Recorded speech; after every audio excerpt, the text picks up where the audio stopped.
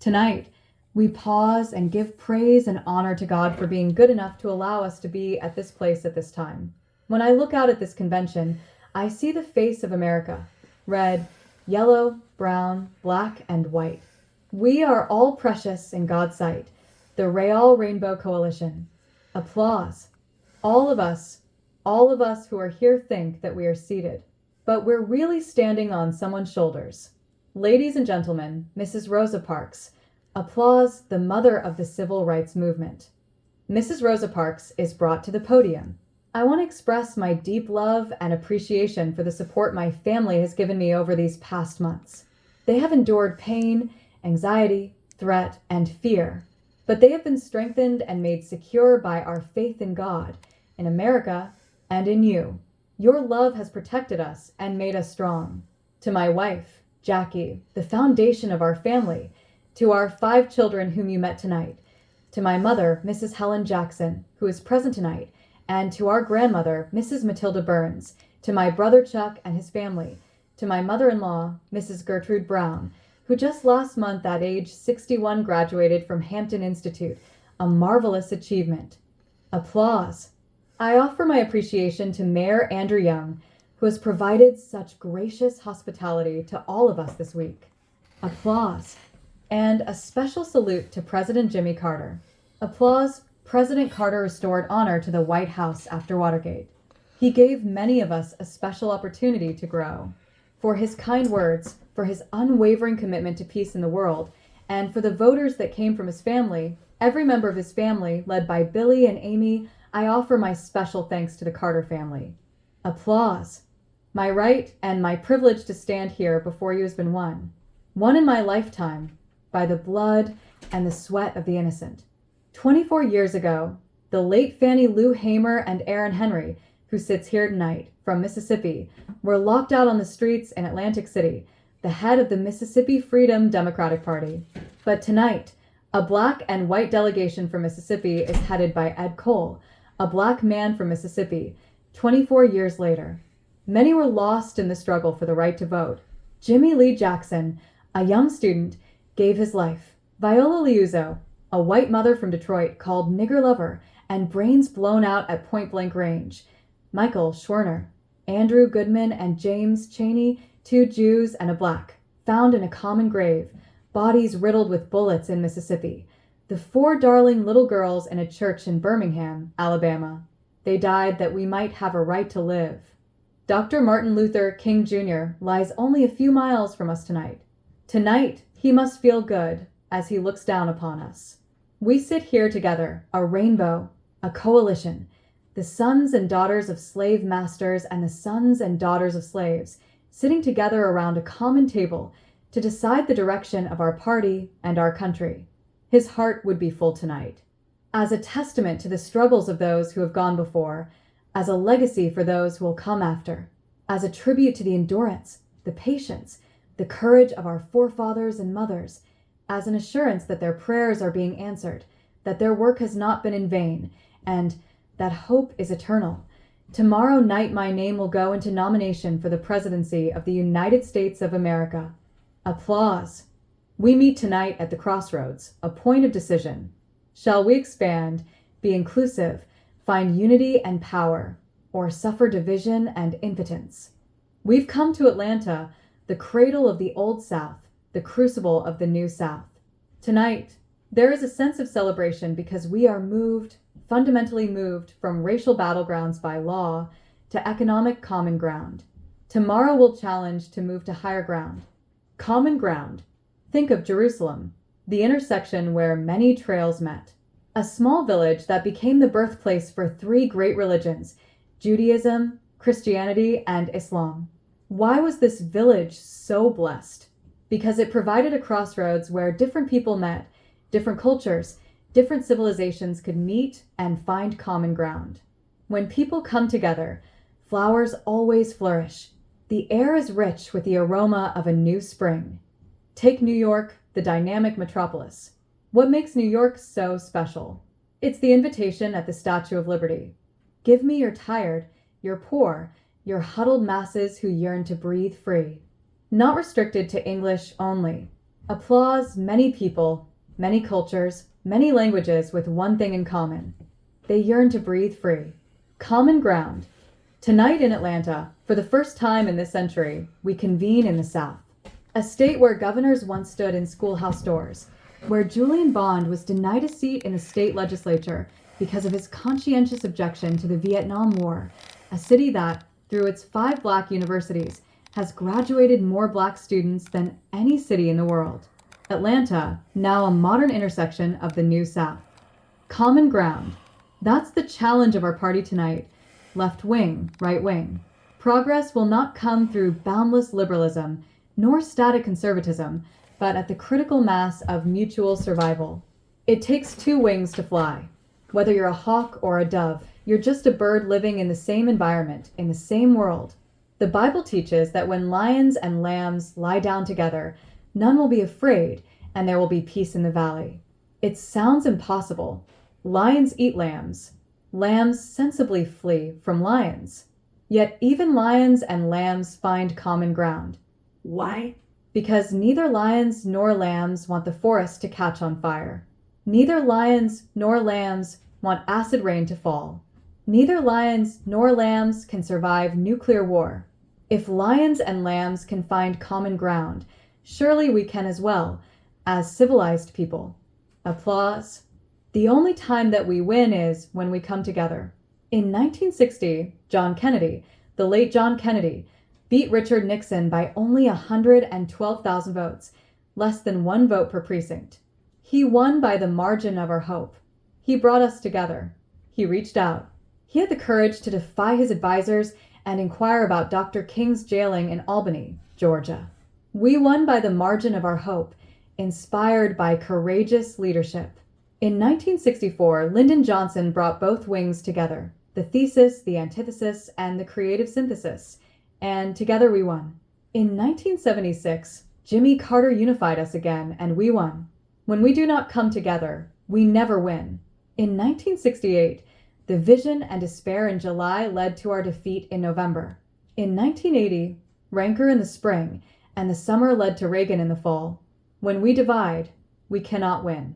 We must find common ground as the basis for survival and development and change and growth. Applause. Today, when we debated, differed, deliberated, agreed to agree, agreed to disagree, when we had the good judgment to argue a case and then not self-destruct, George Bush was just a little further away from the White House and a little closer to private life. Applause. Tonight, I salute Governor Michael Dukakis. He has run, applause, he has run a well-managed and a dignified campaign.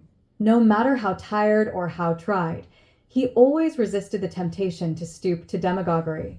I've watched a good mind fast at work, with steel nerves, guiding his campaign out of the crowded field without appeal to the worst in us. I've watched his perspective grow as his environment has expanded. I've seen his toughness and tenacity close up.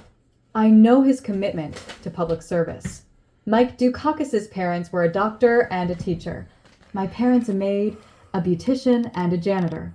There's a great gap between Brookline, Massachusetts, and Haney Street, the Fieldcrest Village housing projects in Greenville, South Carolina. He studied law. I studied theology. There are differences of religion, region, and race, differences in experiences and perspectives. But the genius of America is that out of the many we become one. Providence has enabled our paths to intersect. His 4 parents came to America on immigrant ships. My 4 parents came to America on slave ships. But whatever the original ships, we're in the same boat tonight. Applause. Our ships could pass in the night if we have a false sense of independence, or they could collide and crash. We would lose our passengers, or we can seek a higher reality and a greater good. Apart, we can drift on the broken pieces of reaganomics, satisfy our baser instincts, and exploit the fears of our people. At our highest, we can call upon noble instincts and navigate this vessel to safety. The greater good is the common good. As Jesus said, "Not my will, but thine be done." It was his way of saying there's a higher good beyond personal comfort or position. The good of our nation is at stake. Its commitment to working men and women, to the poor and the vulnerable, to the many in the world. With so many guided missiles and so much misguided leadership, the stakes are exceedingly high. Our choice? Full participation in a democratic government, or more abandonment and neglect. And so this night, we choose not a false sense of independence, not our capacity to survive and endure. Tonight we choose interdependency and our capacity to act and unite for the greater good.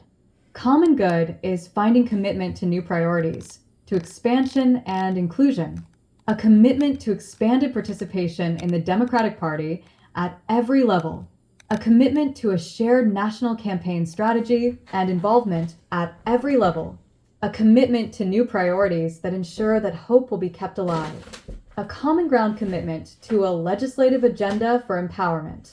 For the John Conyers bill, universal, on-site, same-day registration everywhere. Applause a commitment to DC statehood and empowerment. DC deserves statehood. Applause a commitment to economic set-asides, a commitment to the Dellums bill for comprehensive sanctions against South Africa. Applause a shared commitment to a common direction. Common ground. Easier said than done. Where do you find common ground? At the point of challenge. This campaign has shown that politics need not be marketed by politicians, packaged by pollsters and pundits. Politics can be a moral arena where people come together to find common ground. We find common ground at the plant gate that closes on workers without notice. We find common ground at the farm auction, where a good farmer loses his or her land to bad loans or diminishing markets. Common ground at the schoolyard, where teachers cannot get adequate pay and students cannot get a scholarship and can't make a loan. Applause common ground at the hospital admitting room, where somebody tonight is dying because they cannot afford to go upstairs to a bed that's empty waiting for someone with insurance to get sick. We are a better nation than that. We must do better. Applause. Common ground. What is leadership if not present help in a time of crisis? And so I met you at the point of challenge in Jay, Maine, where paper workers were striking for fair wages. In Greenville, Iowa, where family farmers struggle for a fair price.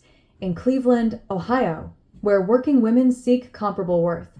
In McFarland, California, where the children of Hispanic farm workers may be dying from poisoned land, dying in clusters with cancer, in an AIDS hospice in Houston, Texas, where the sick support one another, too often rejected by their own parents and friends.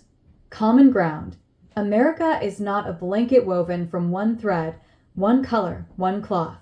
When I was a child growing up in Greenville, South Carolina, and Grandmama could not afford a blanket, she didn't complain, and we did not freeze. Instead, she took pieces of old cloth, patches, wool, silk, gabardine, crocker sack, only patches, barely good enough to wipe off your shoes with. But they didn't stay that way very long. With sturdy hands and a strong cord, she sewed them together into a quilt, a thing of beauty and power and culture. Now, Democrats, we must build such a quilt. Farmers, you seek fair prices, and you are right, but you cannot stand alone. Your patch is not big enough. Workers, you fight for fair wages, you are right, but your patch, labor, is not big enough. Women, you seek comparable worth and pay equity, you are right, but your patch is not big enough.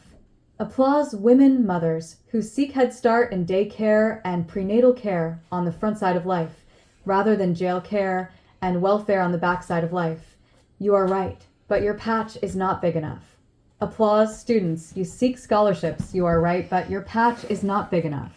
Blacks and Hispanics, when we fight for civil rights, we are right, but our patch is not big enough. Applause gays and lesbians, when you fight against discrimination and for a cure for AIDS, you are right, but your patch is not big enough. Applause. Conservatives and progressives, when you fight for what you believe, right wing, left wing, hawk dove, you are right from your point of view, but your point of view is not enough. But don't despair. Be as wise as my grandmama. Pull the patches and the pieces together, bound by a common thread. When we form a great quilt of unity and common ground, we'll have the power to bring about health care and housing and jobs and education and hope to our nation. Applause. We, the people, can win. Applause and chanting. We stand at the end of a long, dark night of reaction. We stand tonight united in the commitment to a new direction. For almost 8 years, we've been led by those who view social good coming from private interest, who view public life as a means to increase private wealth. They have been prepared to sacrifice the common good of the many to satisfy the private interests and the wealth of a few.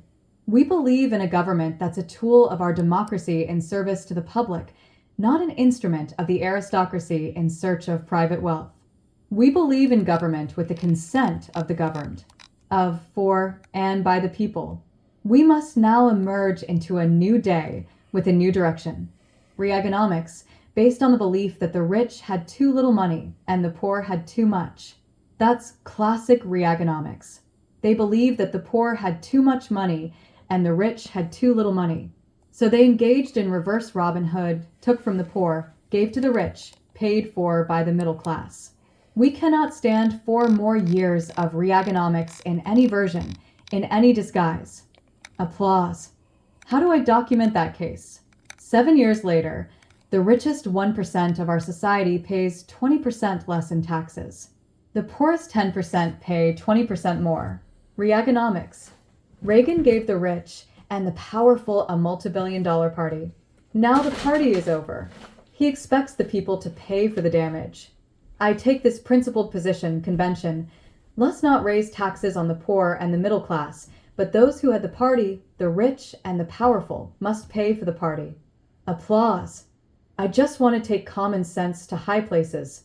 We're spending $150 billion a year defending Europe and Japan 43 years after the war is over. We have more troops in Europe tonight than we had 7 years ago. Yet the threat of war is ever more remote. Germany and Japan are now creditor nations. That means they've got a surplus. We are a debtor nation, means we are in debt. Let them share more of the burden of their own defense. Use some of that money to build decent housing. Applause. Use some of that money to educate our children. Use some of that money for long-term health care. Use some of that money to wipe out these slums and put America back to work. Applause. I just want to take common sense to high places. If we can bail out Europe and Japan, if we can bail out Continental Bank and Chrysler and Mr. Iacocca make $8,000 an hour, we can bail out the family farmer. Applause. I just want to make common sense. It does not make sense to close down 650,000 family farms in this country while importing food from abroad subsidized by the US government. Let's make sense. Applause. It does not make sense to be escorting all our tankers up and down the Persian Gulf paying $2.50 for every $1 worth of oil we bring out, while oil wells are capped in Texas, Oklahoma, and Louisiana. I just want to make sense. Applause. Leadership must meet the moral challenge of its day. What's the moral challenge of our day? We have public accommodations. We have the right to vote. We have open housing. What's the fundamental challenge of our day? It is to end economic violence. Plant closings without notice, economic violence. Even the greedy do not profit long from greed, economic violence. Most poor people are not lazy. They are not black. They are not brown. They are mostly white and female and young. But whether white, black, or brown, a hungry baby's belly turned inside out is the same color. Color it pain, color it hurt, color it agony. Applause. Most poor people are not on welfare. Some of them are illiterate and can't read the want ad sections. And when they can, they can't find a job that matches the address. They work hard every day. I know. I live amongst them. I'm one of them. I know they work. I'm a witness. They catch the early bus. They work every day. They raise other people's children. They work every day. They clean the streets. They work every day. They drive dangerous cabs. They work every day. They change the beds you slept in these hotels last night and can't get a union contract. They work every day. Applause. No, they are not lazy. Someone must defend them because it's right, and they cannot speak for themselves. They work in hospitals. I know they do. They wipe the bodies of those who are sick with fever and pain. They empty their bedpans. They clean out their commodes. No job is beneath them, And yet, when they get sick, they cannot lie in the bed they made up every day. America, that is not right. Applause, we are a better nation than that. We are a better nation than that. Applause. We need a real war on drugs. You can't just say no. It's deeper than that. You can't just get a palm reader or an astrologer. It's more profound than that. Applause, we are spending $150 billion on drugs a year. We've gone from ignoring it to focusing on the children. Children cannot buy $150 billion worth of drugs a year. A few high-profile athletes are not laundering $150 billion a year. Bankers are. I met the children in Watts, who, unfortunately, in their despair, their grapes of hope have become raisins of despair, and they're turning on each other, and they're self-destructing. But I stayed with them all night long. I wanted to hear their case. They said, Jesse Jackson, as you challenge us to say no to drugs, you're right, and to not sell them, you're right, and not use these guns, you're right. By the way, the promise of CETA, Comprehensive Employment and Training Act, they displaced CETA. They did not replace CETA. We have neither jobs, nor houses, nor services, nor training. No way out. Some of us take drugs as anesthesia for our pain. Some take drugs as a way of pleasure, good short-term pleasure and long-term pain. Some sell drugs to make money. It's wrong, we know, but you need to know that we know. We can go and buy the drugs by the boxes at the port. If we can buy the drugs at the port, don't you believe the federal government can stop it if they want it? Applause. They say, we don't have Saturday night specials anymore. They say, we buy AK-47s and Uzis, the latest make of weapons. We buy them across the counter along these boulevards. You cannot fight a war on drugs unless, and until you're going to challenge the bankers and the gun sellers and those who grow them. Don't just focus on the children. Let's stop drugs at the level of supply and demand. We must end the scourge on the American culture. Applause. Leadership. What difference will we make? Leadership cannot just go along to get along. We must do more than change presidents. We must change direction. Leadership must face the moral challenge of our day. The nuclear war buildup is irrational. Strong leadership cannot desire to look tough and let that stand in the way of the pursuit of peace. Leadership must reverse the arms race. At least we should pledge no first use. Why? Because first use begets first retaliation, and that's mutual annihilation. That's not a rational way out. No use at all. Let's think it out and not fight it out, because it's an unwinnable fight. Why hold a card that you can never drop? Let's give peace a chance. Leadership. We now have this marvelous opportunity to have a breakthrough with the Soviets. Last year, 200,000 Americans visited the Soviet Union. There's a chance for joint ventures into space. Not Star Wars and the war arms escalation, but a space defense initiative. Let's build in this space together and demilitarize the heavens. There's a way out. Applause. America, let us expand. When Mr. Reagan and Mr. Gorbachev met, there was a big meeting. They represented together 1/8 of the human race. 7/8 of the human race was locked out of that room. Most people in the world tonight, half are Asian, 1/2 of them are Chinese. There are 22 nations in the Middle East. There's Europe, 40 million Latin Americans next door to us, the Caribbean, Africa, 500 million people. Most people in the world today are yellow or brown or black, non-Christian, poor, female, young, and don't speak English in the real world. This generation must offer leadership to the real world. We're losing ground in Latin America, Middle East, South Africa, because we're not focusing on the real world. That's the real world. We must use basic principles, support international law. We stand the most to gain from it. Support human rights, we believe in that. Support self-determination. We're built on that. Support economic development, you know it's right. Be consistent and gain our moral authority in the world. I challenge you tonight, my friends, let's be bigger and better as a nation and as a party. Applause. We have basic challenges. Freedom in South Africa. We've already agreed as Democrats to declare South Africa to be a terrorist state. But don't just stop there. Get South Africa out of Angola. Free Namibia. Support the frontline states. We must have a new, humane, human rights consistent policy in Africa. I'm often asked, Jesse, why do you take on these tough issues? They're not very political. We can't win that way. If an issue is morally right, it will eventually be political. It may be political and never be right. Fannie Lou Hamer didn't have the most votes in Atlantic City, but her principles have outlasted every delegate who voted to lock her out. Rosa Parks did not have the most votes, but she was morally right. Dr. King didn't have the most votes about the Vietnam War, but he was morally right.